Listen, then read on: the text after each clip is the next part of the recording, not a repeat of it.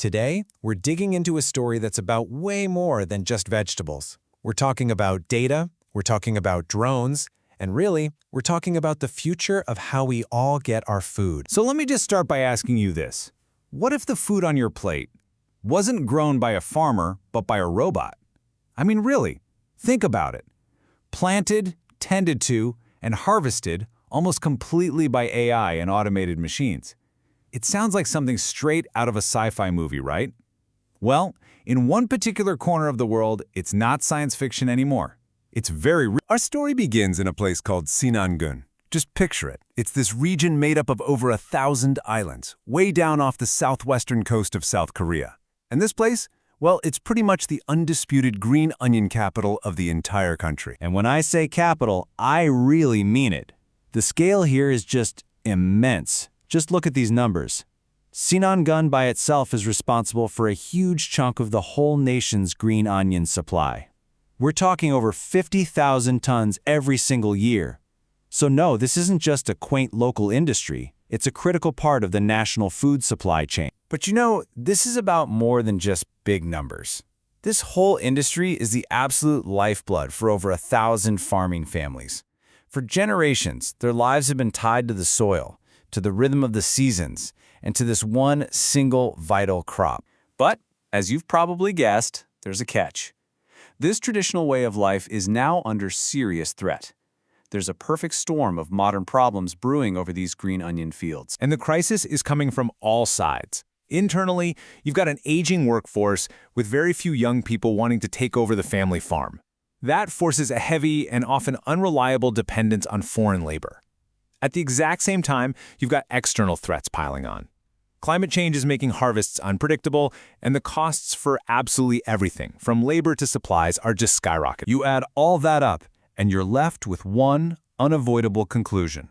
The old way of doing things just isn't working anymore. It's not sustainable.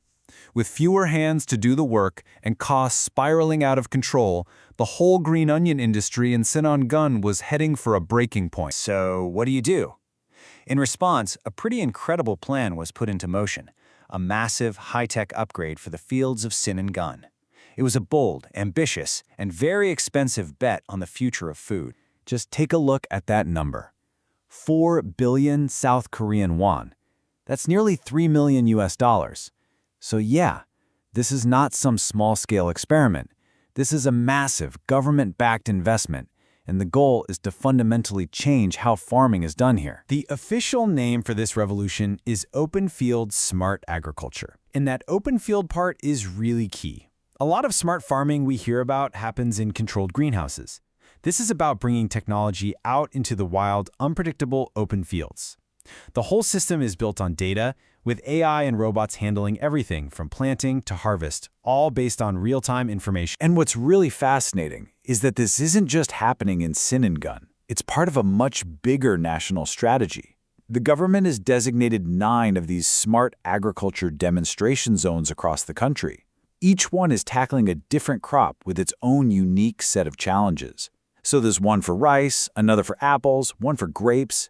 Sinangun's specific mission is to perfect a model for what they call continuous cropping, which is managing crops that are planted year after year in the same exact soil. Okay, so we've got the what and the why. But how does this all actually work on the ground? How do you turn a traditional field into a smart farm that you can pretty much manage from a central hub? It all comes together right here, at the Integrated Control Center. The easiest way to think about this is as the brain of the entire operation. All the data from the fields, from drones, from sensors, from robots, it all flows into this one hub. And all the commands, they flow right back out. This is what turns a bunch of separate pieces of tech into one unified intelligent system. The process follows this simple automated cycle. First, you've got data collection. Drones fly overhead scanning the crops, while sensors in the ground monitor the soil. Second, there's the AI diagnosis.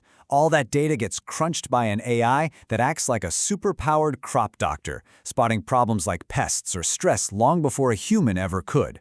And finally, automated work.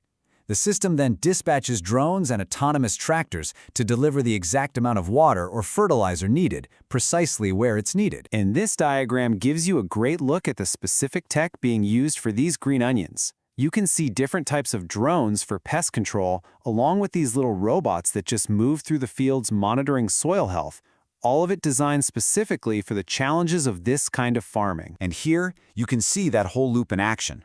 On the left, you've got the control center, the brain, issuing commands. And on the right, you've got the autonomous machines, the tractors and drones out in the field carrying out those orders with incredible precision.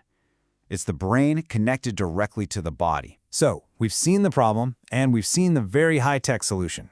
But what about the results? I mean, does this massive 4 billion won investment actually pay off? While the projected results are, frankly, staggering. A 60% increase in productivity. That's more food from the same amount of land. An 80% reduction in the need for labor, which directly addresses that aging workforce crisis. And on top of it all, a 20% reduction in fertilizer and pesticide use, which is a huge win for the environment and the farmer's wallet. And this all translates directly to the farmer's bottom line. This table breaks down the economic impact. And you can see it's not just that total revenue goes up. Because their costs go down, the net income, the actual profit the farmer takes home, sees a really significant jump. This technology is making farming more profitable, and the benefits just ripple outwards from there. Economically, more efficient production can lead to more stable food prices for all of us. Environmentally, precision farming means less waste and less pollution. Socially, it makes farming a more attractive, high-tech career for a new generation. And nationally, all the data from these 9 zones is feeding into a massive big data platform, making all of Korean agriculture smarter. A local official really summed it up perfectly. They called this project an important turning point. And it is. It's not just about solving today's problems. It's about building a more resilient, more growth-oriented way of farming for the future. So yeah, this story is about green onions in South Korea. But it's really a blueprint. We've seen it's being tested for rice, apples, and grapes. So it just begs the question, what crop is next? And how long will it be until the technology that grew this food ends up on your plate?